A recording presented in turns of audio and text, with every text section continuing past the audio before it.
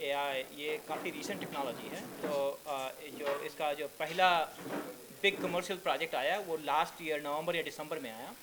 हमने around May, April और around end of May early June launch किया था ये। और उसके बाद हमने इंडिया में उसका एक्सपेरिमेंट करना शुरू कर दिया था एक्चुअली। तो जो इनिशियल जो टेस्ट किया था हमने इंडिया में वो स्टूडेंट्स, टीचर्स, प्रोफेसर के साथ किया था।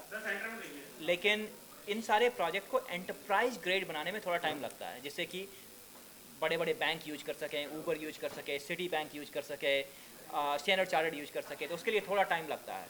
तो इसलिए जो है वो हमने 5-6 महीना वो टाइम लिया, क्योंकि उसको हम सिक्योर बना सकें, जिससे कि प्राइवेसी मेंटेन कर सकें, जिससे कि आपका डेटा सिक्योर रह सके। और उसके बाद हमने जो है 5 महीने के बाद रिलीज़ कर दिया दुनिया के लिए। तो मेरे हिसाब से जो है 4-5 महीने का टाइम लेना, जिससे कि लोगों की प्राइवेसी, सिक्योरिटी और इन सब को जो है इन सब के ऊपर टाइम दिया जा सके, इन सब को जो है प्रॉपर बनाया जा सके, जिससे कि लोग ट्रस्ट कर सकें कि उनका डेटा सिक्योर रहेगा, डेटा बाहर नहीं जाएगा। ये सारी चीज़ें इंपॉर्टेंट है, तो इसलिए थोड़ा टाइम लगा।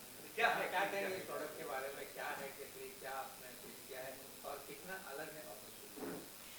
तो ये प्रोडक्ट के पीछे 3 इम्पॉर्टेंट चीज़ें हैं। पहली बात है कि क्योंकि बहुत सारे लोग जनरेटिव एआई के ऊपर काम कर रहे हैं, लेकिन सबसे इम्पॉर्टेंट चीज़ क्या है कि प्राइवेसी और सिक्योरिटी। कि क्या, जैसे कि बड़े बड़े बैंक, यदि आप उनको डाटा देते हैं तो वो डेटा बाहर नहीं भेज सकते। आप उनको उनके ऊपर भरोसा करते हैं, जैसे कि आप बैंक के साथ काम करते हैं कि आपका डेटा किसी और को ना दे रहे हैं। तो उसका मतलब क्या है कि अगर हमें उनको सपोर्ट करना है तो हमको उनके इंफ्रास्ट्रक्चर के अंदर रह के रन करना होगा। डेटा इंडिया से बाहर नहीं जाना चाहिए। डेटा जो है हर इंसान का उसके अंदर रहना चाहिए। वो आपका जो है डेटा किसी और के मॉडल को ट्रेन करने में नहीं यूज किया जाना चाहिए। आपका जो डेटा है वो जो है क्या कहते हैं, हम खुद ट्रेन ना करें उसके लिए होना चाहिए। तो ये सारी चीज़ें, प्राइवेसी, सिक्योरिटी, एंटरप्राइज कंट्रोल, ये सारी चीज़ें जो है वो हम प्रोवाइड करते हैं in addition to all the capability that you saw. वो इंपॉर्टेंट है, जो कि बाकी लोगों का क्या है कि आप सिंपल जो है इंटरनेट के ऊपर क्वेश्चन पूछ सको तो वो जो है दे देगा।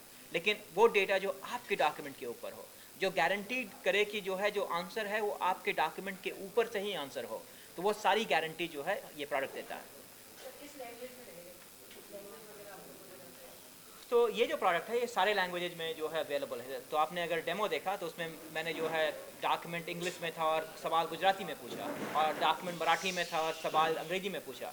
तो ये एक अच्छी चीज़ क्या है इस डॉक्यूमेंट, इस पर्टिकुलर प्रोडक्ट में, कि आपका जो लैंग्वेज का जो बैरियर है उसको वो बिल्कुल ख़त्म कर देता है। तो बहुत सारे जैसे ट्रांसलेट करते हैं हम लोग, तो उसके जो वर्ड्स होते हैं बहुत सारे मीनिंग अलग हो जाते हैं, तो इसमें क्या डिफरेंस रहेगा? हाँ, तो मैं बताता हूँ। तो जो ट्रांसलेशन टेक्नोलॉजी जो रही है इसके पहले की, वो क्या करते हैं, एक एक सेंटेंस लेते हैं और वो सेंटेंस को ट्रांसलेशन करते हैं। ठीक है। तो उसमें क्या है कि आपके अगर कुछ गलतियाँ हुई तो एक सेंटेंस में वो गलतियाँ पकड़ना थोड़ा मुश्किल होता है। इसमें क्या होता है कि जो जनरेटिव एआई जो टेक्नोलॉजी है वो पूरे कॉन्सेप्ट को समझता है बेस्ड ऑन पूरा इनपुट, जो सारा जो इनपुट दिया है आपने या पूरे डॉक्यूमेंट को।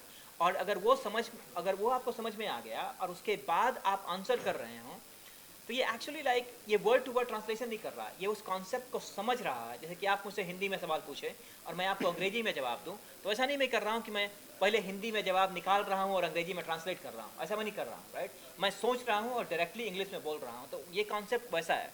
तो इसमें ट्रांसलेट नहीं कर रहा इच वर्ड को, इसमें क्या कर रहा है कि आपके उसको समझ रहा है और उसके बाद वो जनरेट कर रहा है।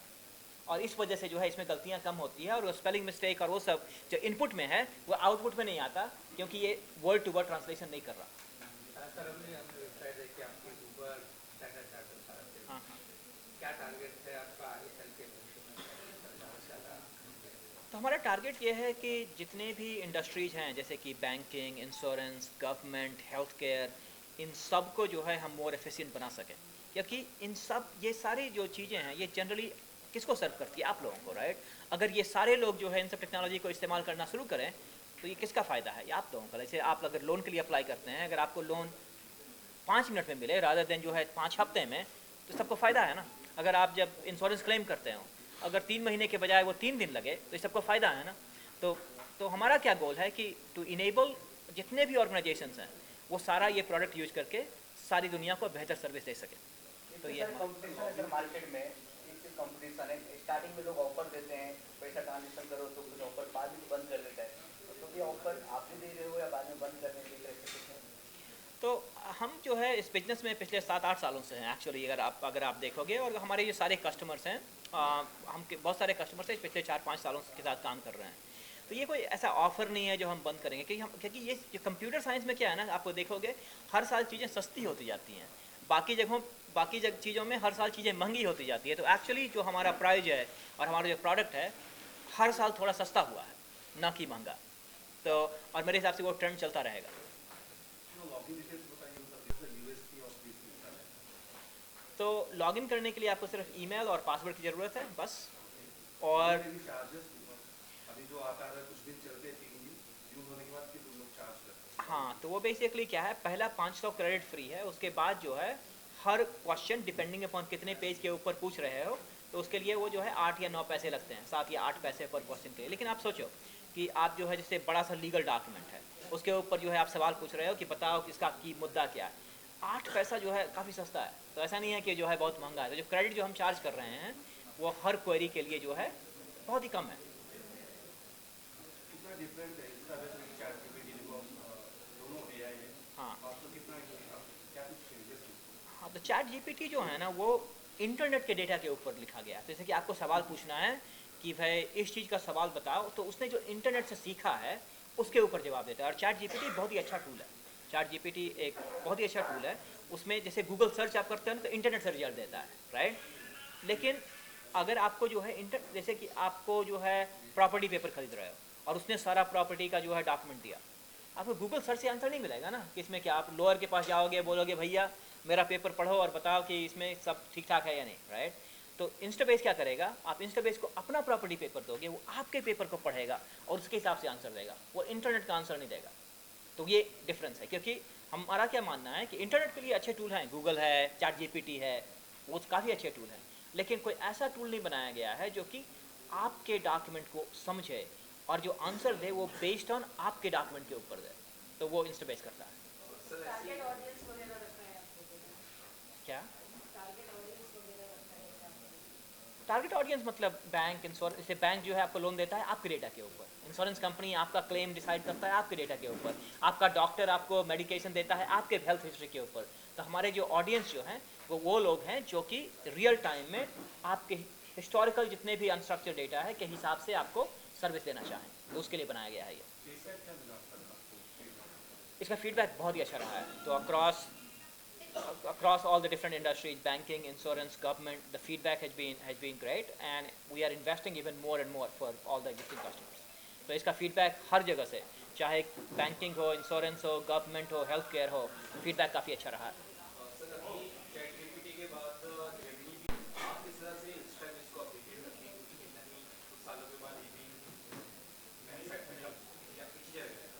तो तो जेमिनी, चैट जीपीटी, ये जो सारे जो टूल हैं ये सारे इंटरनेट डेटा के ऊपर बने हुए हैं, जैसे कि आपको सर्च करना है, और वो सारे एडवांस होते रहेंगे। और हमारे पास भी जो हमारा जो रिसर्च टीम है वो हमेशा बेंचमार्क करता रहता है उसके हिसाब से। तो ये जो फील्ड है, ये हमने जो है ये जो मॉडल जो है हम लोग हर 2 हफ्ते में नया जो है बदलते रहते हैं। तो मतलब जो अगर AI हब जो प्रोडक्ट देखोगे, हर 2 हफ्ते में हम लोग अपडेट करते हैं, क्योंकि ये टेक्नोलॉजी काफ़ी तेज़ी से बदल रहा है। और ये ज़रूरी है कि हमारा जो प्रोडक्ट है वो उसी लेवल पे रहे जहाँ पे बाकी सारे टॉप क्लास प्रोडक्ट्स हैं।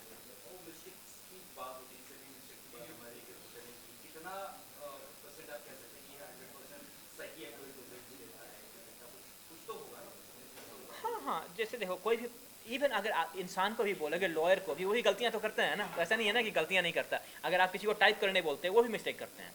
तो हमने जो देखा है टिपिकली जो है, जो इन जनरल जो है, जो हमने जब बेंचमार्क किया है, तो for most basic stuff like ये ह्यूमन से ज़्यादा बेहतर करता है, मतलब 97-98%। लेकिन ऐसी अच्छी बात क्या है इसमें कि अगर जो है इसको कोई चीज़ नहीं आती है तो ये आपको गलत आंसर नहीं देगा। ये बोलेगा कि भाई I cannot answer you this question because I don't have the data available. तो ये बोलेगा कि now I give up and you have to do it yourself. Internet से कनेक्टेड नहीं है, कुछ नहीं है। तो हाँ, करेक्ट। तो एक क्लैरिफिकेशन में देना चाहता हूँ कि एक्चुअली काफ़ी लोग क्वेश्चन पूछ रहे हैं ट्रांसलेशन। ये ऐप का ट्रांसलेशन से कोई लेना देना नहीं है। तो ऐसा कि ट्रांसलेशन ऐप नहीं है। ये ऐप आपके डॉक्यूमेंट या आपका डेटा को समझता है और उससे आप जिस किसी भी लैंग्वेज में सवाल पूछो उसमें आंसर देता है। तो ऐसा कोई ट्रांसलेशन नहीं करे, समझ रहा है चीज़ें और उस answer basically under the hood क्या हो रहा है कि it has very deep understanding capability and then being able to answer any question. अब आंसर आप किसी अलग लैंग्वेज में पूछो तो बाय डिफ़ॉल्ट ट्रांसलेशन हो गया, तो आपको ट्रांसलेशन जैसा लग रहा है, लेकिन द कैपेबिलिटी क्या है कि deep understanding of your content. हाँ, तो ऐसे बोलोगे कि भाई ये रिपोर्ट पढ़ो और मेरे लिए पावर पॉइंट प्रेजेंटेशन बनाओ तो पावर पॉइंट प्रेजेंटेशन बनाएगा। जी हाँ, देखिए अब बताया कि जो है पहला 500 क्रेडिट फ्री है, कोई भी इस्तेमाल कर सकता है, और उसके बाद जो है पर क्वेरी का 1 सेंट चार्ज किया जाता है। वैसा है। सर, आप कुछ भी कहना चाहेंगे जैसे आपने स्टार्ट किया पर और कैसा ये सफल रहा और अभी किस तरह से एआई इंडिया में कितना आगे बढ़ रहा है? तो हमने काफ़ी इंडियन ऑर्गेनाइजेशन से बात की and they very encourage by seeing how many organizations want to be in the forefront of AI. सब लोग एआई अपने बिजनेस में लेना चाहते हैं ताकि वो ज़्यादा बेहतर कस्टमर सर्विस कर सके, उनका कॉस्ट भी कम रहे और नई नई चीज़ें दे पाए। तो we seeing lot of excitement in India to adopt all of this and Indian companies are going ahead of the curve. We think we have all the right ingredients in India, we have the right people, we have the right technology, we have the right funding capabilities. तो फिर India के लिए तो sky is the limit and I think that we are excited to partner with Indian organizations to adopt AI.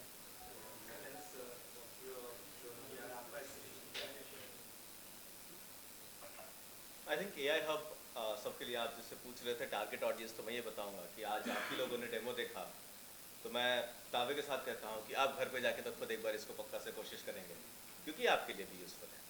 तो मैं ये मानता हूँ कि ये हर इंसान के लिए यूज़फुल है, क्योंकि आपके वो सबसे पहले तो भाषा के बैरियर को तोड़ता है, और ऑर्गेनाइजेशन छोटे लेवल के हों या बड़े लेवल के हों, क्योंकि हम सारे सिक्योरिटी कंप्लायंट हैं, आपके डेटा को सिक्योर और सेफ रखते हैं, ये सबके लिए यूज़फुल है। और जो आज के दिन में स्टार्टअप्स हैं उनको अपने काम को ऑटोमेट करने के लिए बहुत ही मिनिमल टेक्निकल एक्सपर्टीज के साथ वो अपने प्रोसेस को ऑटोमेट कर सकते हैं जब जो भी डॉक्यूमेंट रिलेटेड हो।